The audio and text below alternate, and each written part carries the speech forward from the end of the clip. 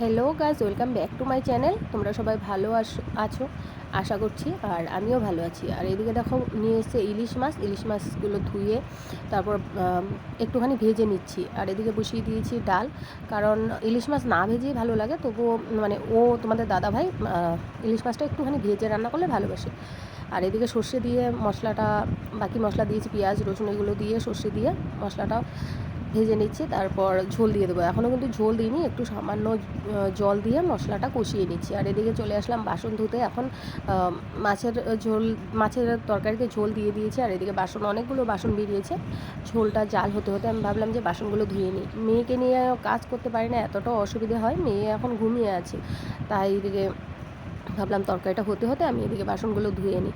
মেয়ে ঘুমোলে আমার কাজ থাকে, রেস্ট হয় না। তারপর বিকেলবেলা আমি একটুখানি লাইভে বসি। তোমরা যারা লাইভে আসো তারা তো জানোই, তখন তো মেয়ে খেলতে থাকে, দুষ্টুমি করার। মেয়েও একটুখানি অসুস্থ আছে, এখন শুধু মা মা করে, ওর পাশেই থাকতে হয় সবসময়। আর এদিকে এখন বিকেলবেলা আসলাম, খাওয়া দাওয়া কিছু শেয়ার করিনি। ক্যামেরাটা অন করার জন্য না একটু হাতে সময়ের দরকার, সে সময়টাও পাই না, কারণ তাড়াহুড়ো করে কাজ করতে হয়।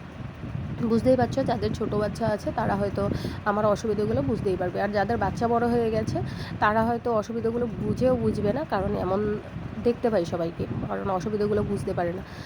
আবার এইদিকে দেখো বেড কভারটা চেঞ্জ করে নিলাম। এখন হচ্ছে সন্ধে হয়ে গিয়েছে, একজনের কোলে অদ্রিতি আছে, তো সেই জন্য ভাবলাম বেড কভারটা চেঞ্জ করি। আগের দিনই বেড কভার চেঞ্জ করার কথা ছিল, কারণ মেয়েকে ভ্যাকসিন দেওয়া হয়েছে, তো মেয়ের একটা পায়ে অনেক ব্যথা হচ্ছে, তো সেই জন্য আগের দিনকে চেঞ্জ করতে পারিনি। যে বেড কভারটা পেতে রেখেছিলাম সেই বেড কভারটা না একটুখানি ছিঁড়ে গিয়েছে, ওটা 2-3 দিন পেতে রাখা যায় না, একদিন এটা ধুই তো সেদিনকে পেতে রাখি। তো চলো, বেড কভার পাতা হয়ে গেল, তোমাদেরকে একটু দেখিয়ে দিলাম। তোমরা সবাই ভালো থেকো, সুস্থ থেকো। আমার ভিডিওটা এই পর্যন্ত, টাটা।